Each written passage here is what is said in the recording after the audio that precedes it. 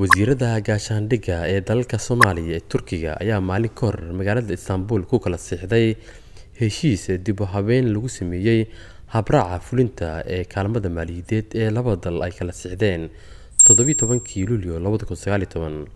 heshiiskan ayaa lagu tilmaamay mid xoojinaya iskaashiga istiraatiijiyadeed gaar ahaan dhanka difaaca iyo tayanta ciidamada xoogga dalka Soomaaliyeed.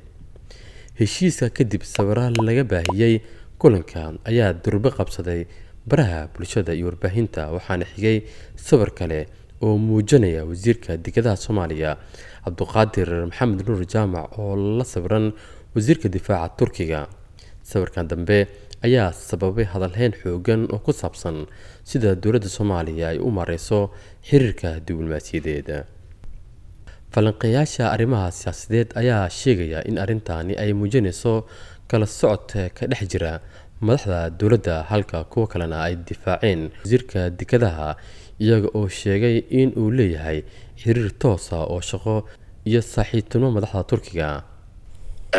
runtii waxay la tahay kulli wada dareen dadweyne oo muujinaya xiriirka ka dhaxeeya dowladda shisheeye iyo shakhsiyaadka ay la leeyihiin xiriirka kana baxsan indaabka iyo sharciga dowladnimada ka baxsan. dadkuna dareenkooda runtii ka muujinayaan waxay dhigan tahay waqtan runtii muujinaysa in xiriirka Turkiga iyo Soomaaliya oo si xadaaf ah ugu tiirsan yahay shakhsiyaad gaar ah halkii uu ku fadhin lahaa nidaam dowladeed.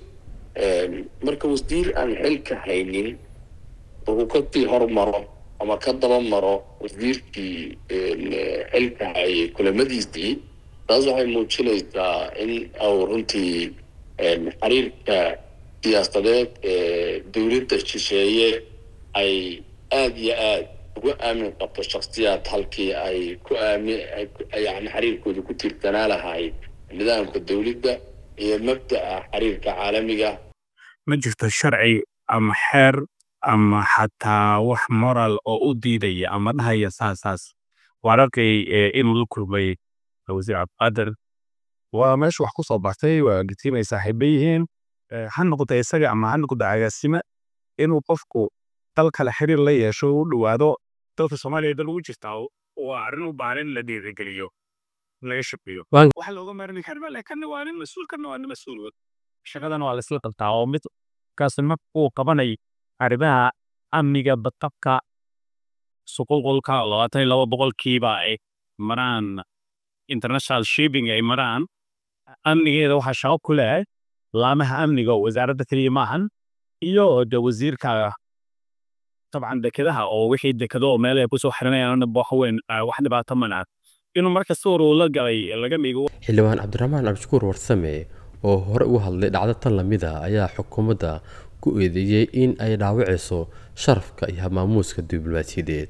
xilligaasi waxa uu Cabdiraxmaan Abshukuur ka aragti dhiibtay sawir kale oo tan lamid ah oo markaasi ku baahay baraha bulshada. xilligaas oo la arkay wasiirka dekedaha oo la kulmaya madaxweynaha Turkiga xilli uu dalkaasi ku sugnaa wasiirka arrimaha dibadda Soomaaliya oo sugayay kulan rasmi ah. si kastaba haatee hadalhayntan cusub waxa ay dib u furaysaa su'aalo la xiriira isku duubidda hay'adaha dowladda, doorka safaaradaha iyo sida ay muhiim u tahay in kulamada heerka sare loo maareeyo si midaysan si loo dooro sumcadda dowladda Soomaaliya.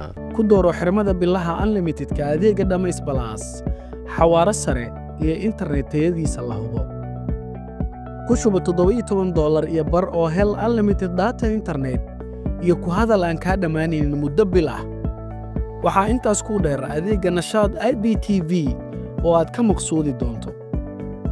uga shuba idahab kood nambarka xidig 1 eber 1 4 gees.